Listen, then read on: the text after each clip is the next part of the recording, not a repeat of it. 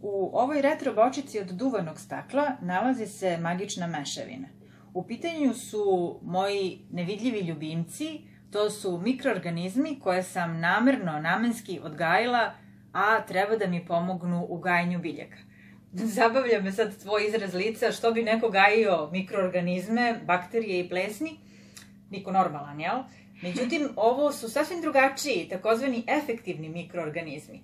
To je jedan čudesan, nevidljivi svet do koga je došao jedan japanski profesor. Njemu dugujemo zahvalnost što je napravio ovu čarobnu kombinaciju koja će zemljište u kome se gaje biljke izbalansirati.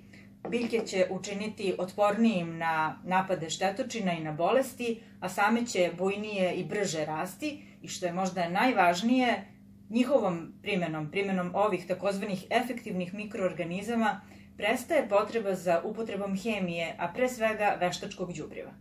Kako se prave mikroorganizmi, takozvani EM-ovi, efektivni mikroorganizmi? Za to moramo da idemo u kuhinju i koristit ćemo samo 4 sastojka. A to su pirinač, voda, mleko i melasa. Idemo da pravimo efektivne mikroorganizme. Osnov za EM-ove je pirinčana vodica. Od pola šolje pirinča i šolje vode dobija se baza za EM, odnosno naše korisne bakterije. Kada promešamo pirinač, ubrzo voda postaje zamućena, beličasta i to je ono što treba. Znači, odmah, kao da isperem pirinač, njega ću da procedim i iskoristim za neki prilog, a ovu vodicu stavljam u teglu i ostavljam 7 dana.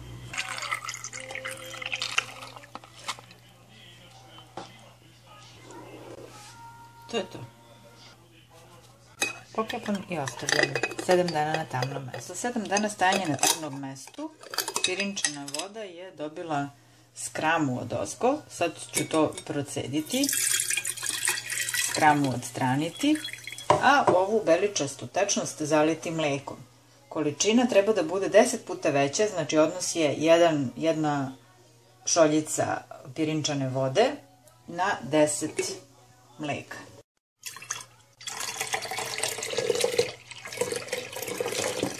Za to vreme ne treba da se otvara, samo na kraju se pomiriše da se vidi da li ima prijetan sirast miris. Ako je slučajno neprijetan miris, to znači da su se EM-ovi pokvarili i da treba ceo postupak početi iz početka.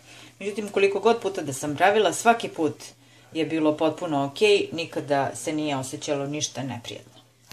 Znači, zatvaram i 7 dana na tamnom mestu.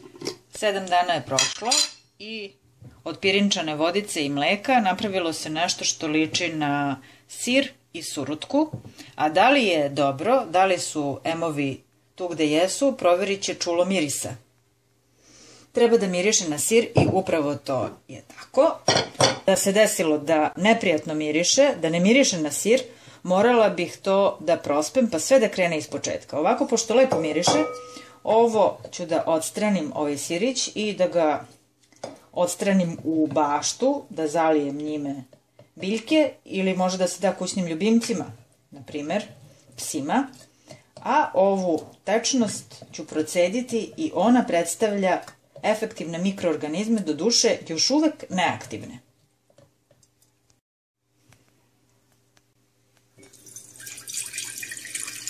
Stvarno miriše na sir, ko bi rekao da je to od pirinča i mleka.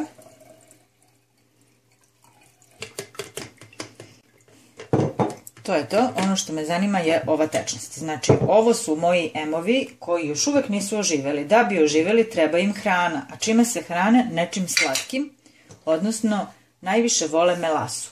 Kašika melase će biti dovoljna da efektivni mikroorganizmi ožive i naprave čudo biljkama u vrtu.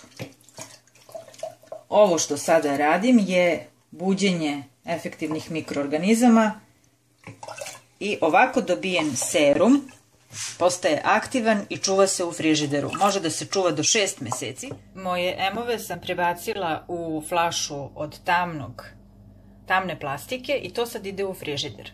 To je takozvani serum. Da bih dobila rastvor kojim ću prskati ili zalivati biljke, potreban mi je 1 deo seruma i 20 delova vode. To znači 50 ml efektivnih mikroorganizama razredim sa litar vode. I to uradim kada su na sobnoj temperaturi, znači sat, dva pre zalivanja biljaka. Kada spojim vodu i ove emove, dodajem i kašičicu melase i tako dobijem rastvor za zalivanje i prskanje biljaka. Deo rastvora sa efektivnim mikroorganizmima sam presula u ovu sprej bočicu, a drugi deo u kanticu za zalivanje. Zbog čega u 2 različite posude? Pa zbog toga što postoje različite biljke.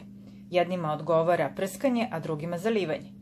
Konkretno, biljkama koje imaju dlakave, osetljive, nežne listove nikako ne odgovara prskanje, isto kao i sukulentnim biljkama koje imaju kao ovu finu brašnavu površinu koja se evo pod prstima skida, znači i njih ne treba prskati, već za ove biljke je idealno zalivanje kanticom direktno uz koren biljke. Za razliku od pomenutih biljaka, one druge sa glatkim i sjajnim listovima kao što su recimo orhideje su viđene za prskanje i orošavanje. Ovo je naravno deo koji se odnosi na sobne biljke, međutim jednako kao za njih, tako isto za biljke koje rastu na otvorenom, naročito one koje planiramo kasnije da konzumiramo. Znači, efektivni mikroorganizmi se primenjuju kako folijarno preko lista, tako i zalivanjem korena.